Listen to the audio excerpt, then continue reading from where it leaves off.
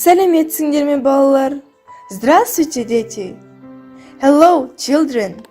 Мен нөмір 1 Алматы Қазақ мемлекеттік гуманитарлық педагогтық колледжінің 4 курс білім алушысы Ералы қызы Мәдинамын. Ал балалар, бүгін біз 1 сынып бойынша жаратылыстану пәнінен дыбыс көздер тақырыбында онлайн сабақ өтеміз. Балалар, сабақты бастамас бұрын психологиялық ахуалды орнатып алайық. Ол үшін барлығың менің артымдан қайталаңдар. Мейірімді жүрекпен, ақ пейілді тілекпен амандасып алайық, бір жадырап қалайық. Балалар, сергіп қалдыңдар ма? Бүгінгі сабағымыздың тақырыбы дыбыс көздері, табиғи дыбыс көздері. Жаңа сабағымызды бастамас бұрын дыбыстарға еліктеу ойынын жүргізейік.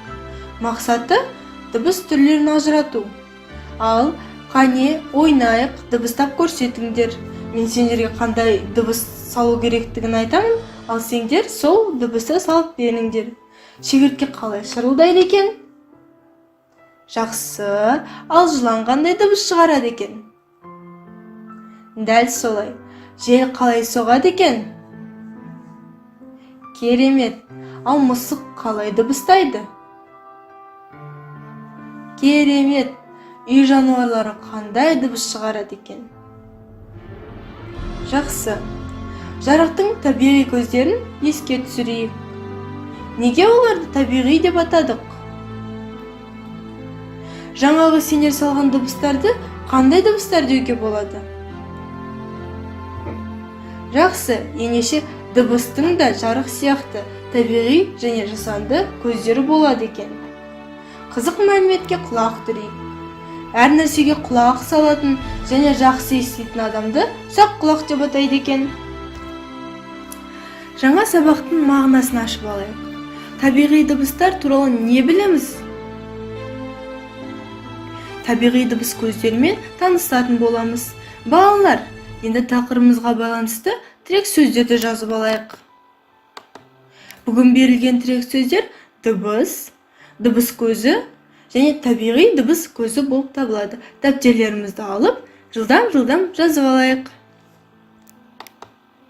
Ал енді дыбыс сөзін 3 тілде айтып көрейікші. Қазақша дыбыс, қайталаймыз.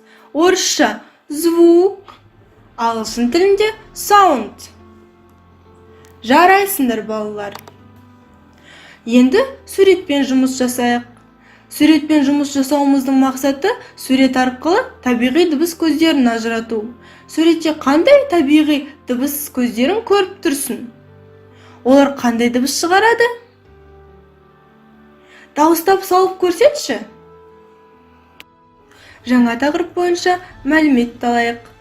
Дыбысты ұстай алмаймыз. Оны тек естуге болады екен. Табиғи дыбыс көздері деп адамның дауысы, жапырақтың сыбдыры, құстардың сайраған үні мен бұлақтың сылдырын айта алады екенбіз. Ал әлемде адам естімейтін дыбыстар да болады екен. Мысалы ультра дыбыстар және инфра дыбыстар. Оны тек жануарлар ести алады екен. Жануарлар бұл дыбыстарды тек қана естіп емес, оларды ажырата алады. Өйткені олардың есту қабілеті басқаша қалыптасқан екен. Ал балалар, есте сақтайық. Табиғи дыбыс көздеріне табиғат құбылыстарының, адам және жан-жануарлардың дыбыстары жатады екен. Оларды табиғи дыбыстар деп атайды екенбіз. Бірінші тапсырма. Табиғи дыбыс көздері. Балалар, дәптерлеріңе табиғи дыбыс көздерін топтастырып жазып алыңдар. Ол уақытта мен сендерге бір қызықты факт оқытып кетейін. Сен білесің ба, адамның сөзі, күлгені, жылағаны мен түшкірген кезіндегі шығаратын дыбыстар табиғи дыбыстарға жатады екен. Балалар, зерттеу жұмысын жүргізейік. Біздің зерттеу жұмысымыздың мақсаты табиғи дыбыс көздерін басқа дыбыстардан ажырата алу. Ал балалар, өз үйлеріңдегі табиғи дыбыстарға құлақ түріңдер. Өздерің естіген табиғи дыбыс көздерін жазып немесе суретке түсіріп алыңдар. Бірақ бір дыбысты 2 рет қайталап жазып алуға болмайды. Балалар, адамдар қандай дыбыс шығарады атты ойынын ойнайық. Жалпы адамдар ұзақ күлу, шын жылау, түшкіру, ықылғату сияқты түрлі дыбыстар шығарады екен. Ал бұл ойынымызда мен бір дыбысты қоямын, және сендер ол қандай екенін табуларың керек.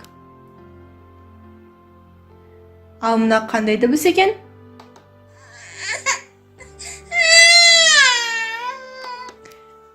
Ал 3, 2, 1. Бұл дыбыс баланың, сәбидің, нәрестенің жылаған дыбысы екен.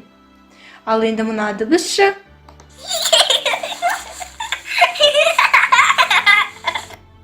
Бұл да адамның ұзақ күлуі екен. Ал балалар, мына дыбыс қандай дыбыс?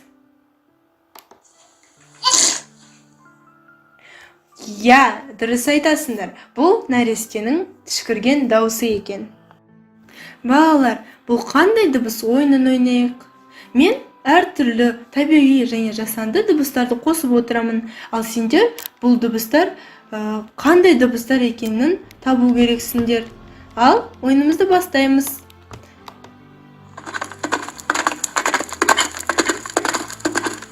Бұл қандай дыбыс? Дұрыс, бұл аттың шабысының дауысы. Ал енді мына дыбысты кім табады?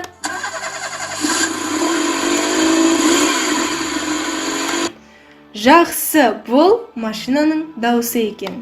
Ал келесі дыбыс қандай дыбыс екен?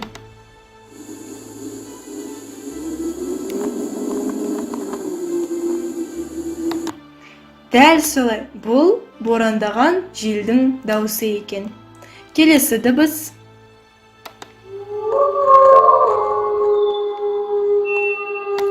Бұл дыбыс қасқырдың ұлыған дыбысы екен.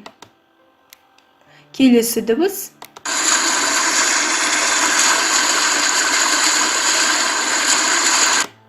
Бұл қандай дыбыс екен? Жарайсыңдар, бұл судың дыбысы екен. Келесі дыбысқа құлақ түріп естейік, назар аударайық.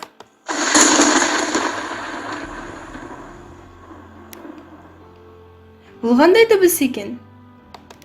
Дұрыс, найзағайдың дыбысы. Балалар, бүгінгі өткен жаңа тақырып сендерге түсінікті болды деп ойлаймын. Ал енді келесі беріліп тұрған рефлексия бойынша кез келген бір сұраққа жауап жазып немесе аудио жазба жасап менің электронды почтама жіберулеріңізді сұраймын.